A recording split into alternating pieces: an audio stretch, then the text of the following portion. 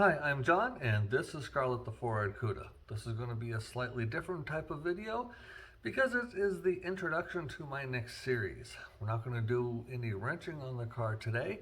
With that, I do want to set this up for the next few episodes where we will be working on the car. I love driving my car.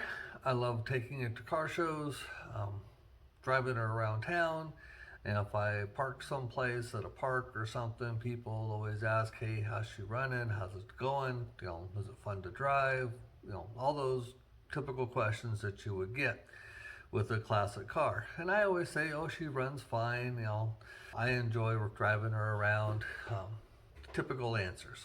And I always, in those conversations, going, do I really know how she's driving, how she's running, how things are going? Sounds good, works good, so I guess so, but I don't have anything definitive. And it always kind of bothered me because I don't like stretching the truth a whole lot. So I thought about it, and it's like, well, how do I find out how my car is doing? I could take it to a shop and they could, run some tests and they could tell me everything's fine, or try to sell me a whole bunch of stuff that I don't need, and because I really don't know. So here about 4 or 5 months ago, I went to the doctor, and nurse calls me in, takes me to the back, gets me on the scale, takes my blood pressure, takes my pulse, goes to the chart, figures out my BMI based on my weight and my height and all that other good stuff. And then she asks, is there anything I want to ask the doctor? And I say no, and I hop up on the exam table and wait for the doctor to show up.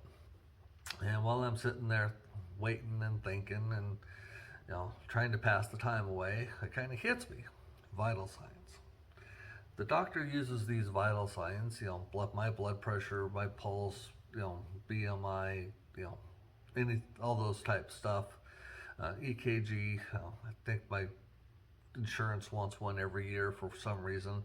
And so all these values they put in their chart, and that tells them how I'm doing.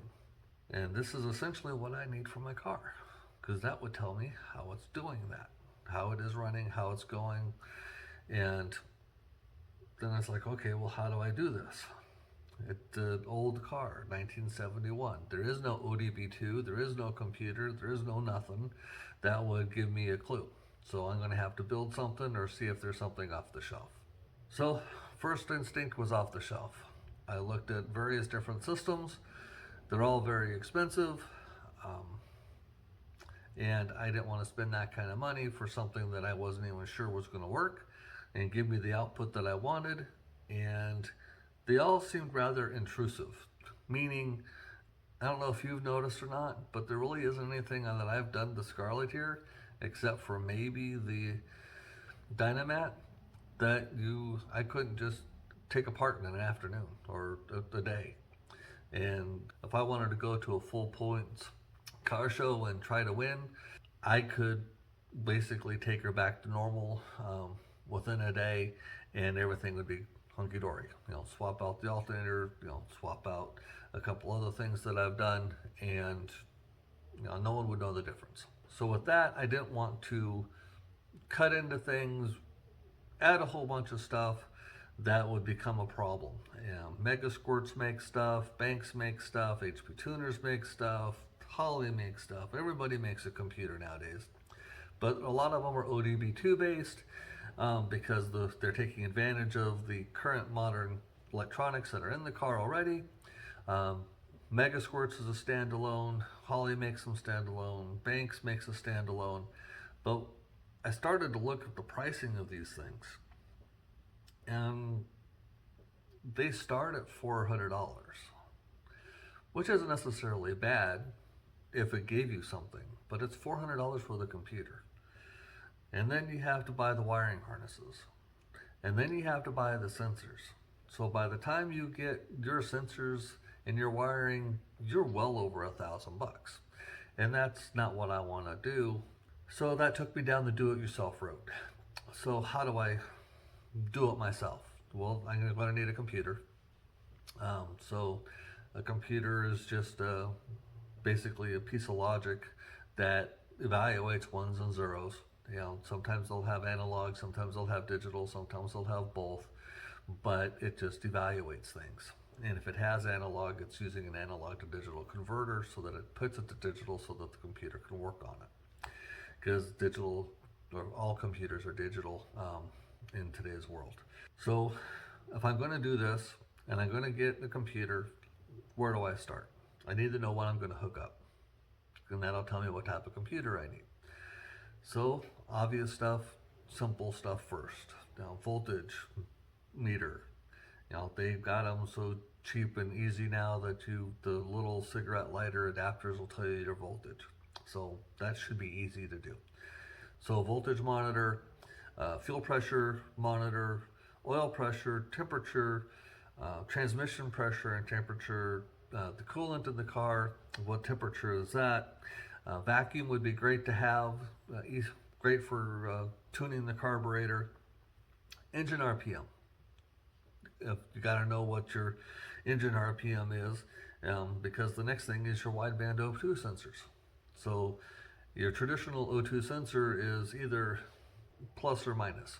You are either running rich or running lean, and the fancy computer either adjusts your fuel injection and tells it to either add or subtract fuel, and it bounces back and forth all the time. Wideband actually measures the air-fuel ratio and then it allows you to make fine adjustments yourself. So now that I know what I want to monitor, I need to find out what type of sensors these are, and that'll tell me what type of computer I need. Well, all of these are essentially analog gauges, analog sensors, I should say. So your fuel pressure is analog, your temperatures are analog, your vacuum is analog, your engine RPM is probably analog. I haven't fully vetted that one out yet. Your O2 sensors that I've seen, they give a 0 to 5 volt analog output, and all, looking at Amazon, all of these are 0 to 5 volt analog output. So that tells me I need to have a computer that takes analog input. I need to have a whole bunch of them, and they need to be 5 volt friendly. And that really narrows the field. If you're familiar with Raspberry Pis, they have digital inputs. I think you can get some analogs, but that requires extra hardware and what they call a hat. And in order to convert those GPIO, which is general purpose input output pins, into the function that you need it to do. ESP32s are very popular nowadays, but they're limited to 3.3 volt. So that was kind of out. I didn't want to be fancy on the hardware side. I wanted to be able to make it relatively easy to program and update.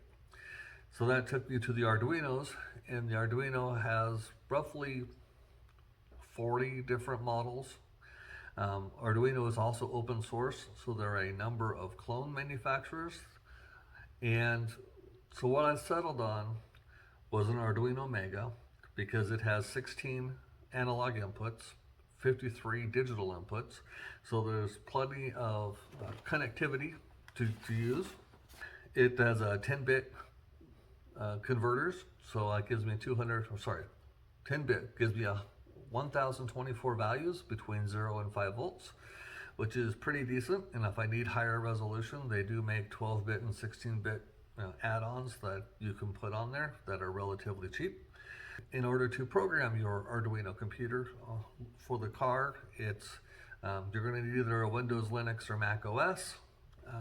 They do make IDE, which is an integrated development environment for at least Android phones, but the reviews I saw weren't very good, so I'd recommend using a computer to do it. It just hooks up to your computer via USB cable, and from there you need a breadboard or something to connect all your sensors to make that easy, and then start working it. There are lots of YouTube videos out there on the webs that will direct you on how to do certain things. Arduino itself has all kinds of libraries to tell you what you can do with it, with examples. I went the Amazon route, so I'm going using very cheap sensors. I think the most expensive sensor is like 25 bucks that I've done. Might be 30. But they're all inexpensive.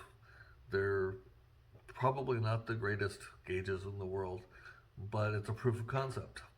And the best thing is once I got it working and it's done, if I want to upgrade to a faster, more accurate sensor, all I have to do is go buy it, update the values in the program, and plug it in.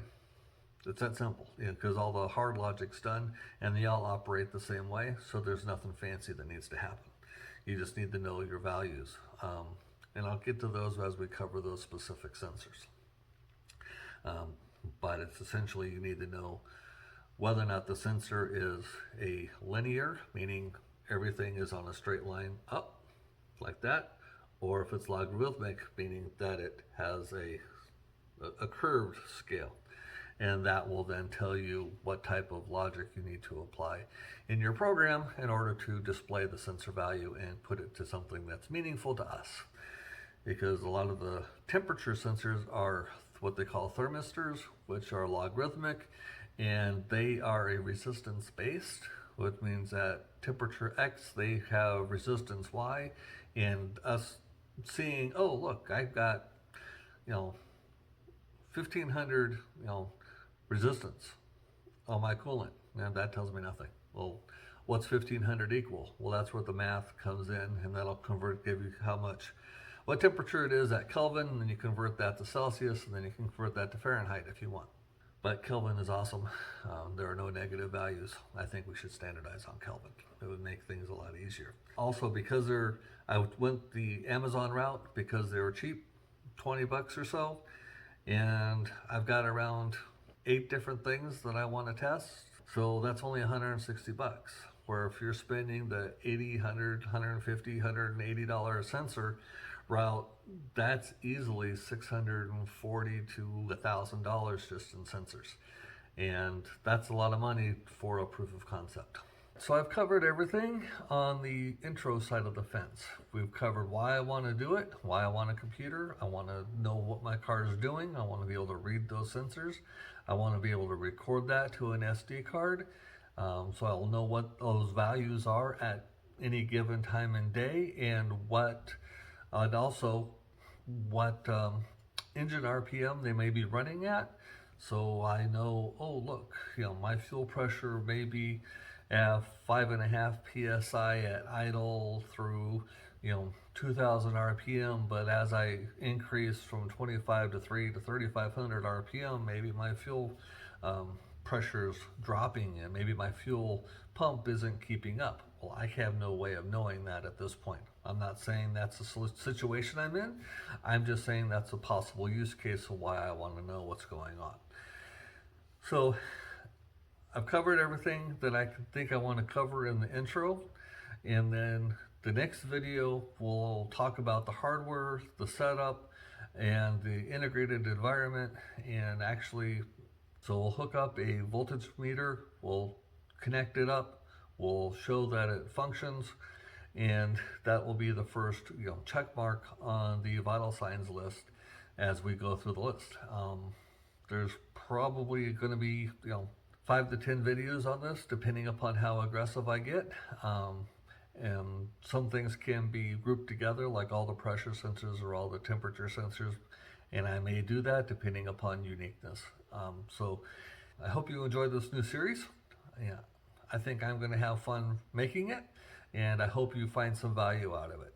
I will see you on the next video, and thank you very much. Please like, share, and subscribe, and I will talk to you later.